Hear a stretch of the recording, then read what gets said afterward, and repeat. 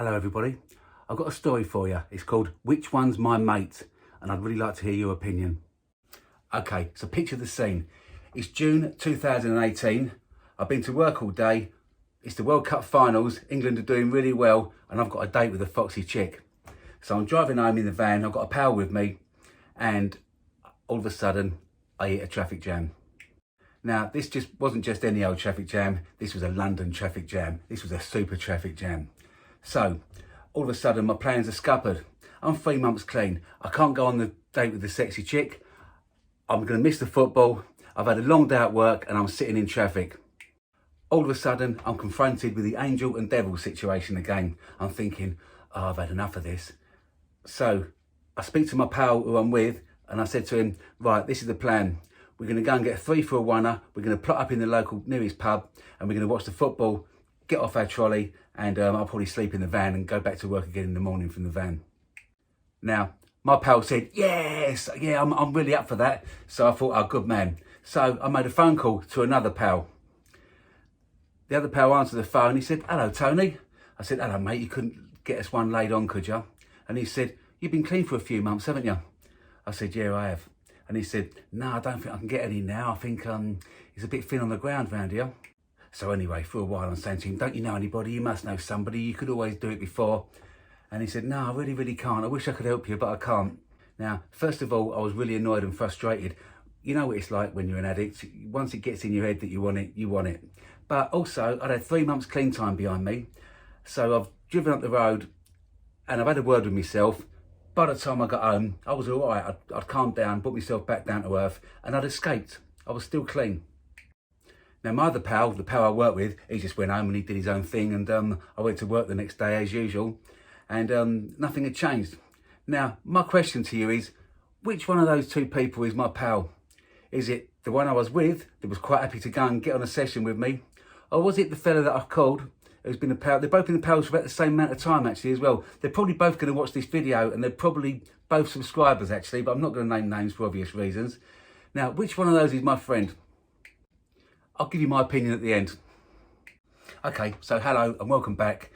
And today I'm going to talk about the 4 stages of recovery. Now, some people say there's more than 4, but in my experience, there's 4. And so that's all I can really talk about. But this is good stuff. If you're trying to sort yourself out, you can really benefit from this. There's a YouTube channel called Louise Clark, Higher Insight, and she's really good. She really knows her onions, this woman. I think she's based in London, but I'm coming from an addict's perspective. She's coming from a psychological perspective. I recommend giving her a look. Her videos aren't polished and slick. She's just sitting in her armchair with her camera in front of her. Yeah, the information you get from her is really helpful. Okay, so stage 1 of 4, in my opinion, lasts for about 28 days. I compare it to a scorned lover who desperately wants you back. Imagine for the first 28 days, you're getting these cravings, you're thinking, oh, I really want to use, this is going to be really tough. You might have used for years and years and you haven't really got any idea of how to live your life without the substance or the booze. And this lover, or cocaine in this case, is going, come on, it's me and you need me, come on, think of all the fun we had, think of all the good times we had. Now, the way to deal with that is to tell it to fuck off, because you will start to think of the good times you had. You will start to think of all the fun you had and the stupid times, and you know, all the history of it will all start coming back to you.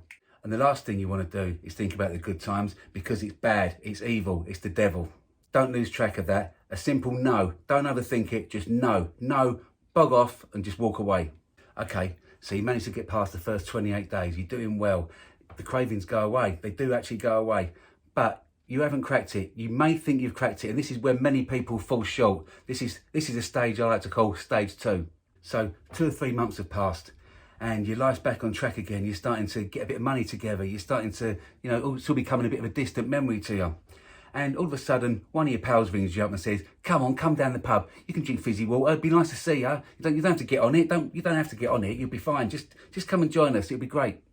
Now, at this stage of the game, it's quite easy for your ego to say to you, yeah, I've conquered this now. I can use on my terms. If I want to use, I'll use. But I know I can knock it on the head. So I'm in control of this and I will use. Nah, mate, you're in control of nothing. It's in control of you. Now, don't get caught out by that second stage, because it catches so many people out, and you're only just getting started. You know, you're on your skateboard, but you're just getting started. There's no way you've cracked the case yet. You've got a long way to go. Now, obviously, your pals are going to want their mate back, aren't they? They want you down the pub. They miss you. They miss you. You all the laughs you used to have, all the fun you used to have, all the lock-ins and the late ones and the chasing the girls and whatever else you used to get up to. They miss you and they want you back. And obviously, you love them as well. They've been a big part of your life for a long time. And, you know, you're missing them. But one thing that you can't miss is the big C. Now, it's understandable that you miss them, but don't go out with your mates. If you go out with your mates, you might be okay the first time, possibly the second time, but it'll get you. So don't go out with your mates. I'm sorry, but that's the way it is. Okay, so stage 3. Okay, 6 months have gone past now, and you think you're invincible, don't you? The mental cravings have stopped. You've changed your life. You've probably got a few quid in your back sky. Your job's going really well. You're getting a bit of respect back off people. And, you know, you're John Travolta, you're Fred Astaire, you're Charlie Cheesecake, you're Carlos Fandango. No, you're not. I think of cocaine as being like a demon. You know, it's very, very tactical. It'll go away. It'll go away for a little while. After it's bombarded you, it'll go away for a little while. And it's sitting there thinking, I need to attack this from a new angle. Don't go down the pub. Don't see your friends. If you live near a dealer and you want to go to the shop, go the long way round. Don't let your guard down. And have you really come all this way to mess up now? Now, if you manage to stay clean for this amount of time, you've done really well, and it's not to be sniffed at. Excuse the pun. But there's still time to fail, so don't let your guard down now, because I'm going to tell you about stage 4. Now, if you made it to stage 4, you're really going to think you've cracked it. I think that might be another pun. And you probably realise there's a life, a pretty good life, away from stimulants and alcohol. And congratulate yourself, you deserve a pat on the back. But you think you're out the woods, do you? No, you're not out the woods yet, not by a long shot. Everything can change like that, so don't let it. In my experience, and I'm not mental, you can be swept off your feet in a New York minute, and before you know it, you're balls deep and back into trouble, back to where you started again. So please, do not let your guard down. Okay, so thanks for watching, and if you got any value out of this video, please consider pressing that button there. And if you like this video, then maybe you should have a look at that one, or maybe even that one, because they could be pretty useful to you too. Okay, so keep up the good work, stay clean, and I'll see you again soon. But before I go, I just want to answer that question from the story I told you at the beginning. As far as I'm concerned, they're both my friends. They both came at me from different angles. One of them wanted his old pal back, and the other one wanted to see me progress. But everyone's got their own agenda, but they're both my friends, and they still are my friends to this day. So I hope that helps. It probably didn't actually, but I had to get it off my chest anyway. Okay, I'll see you next time.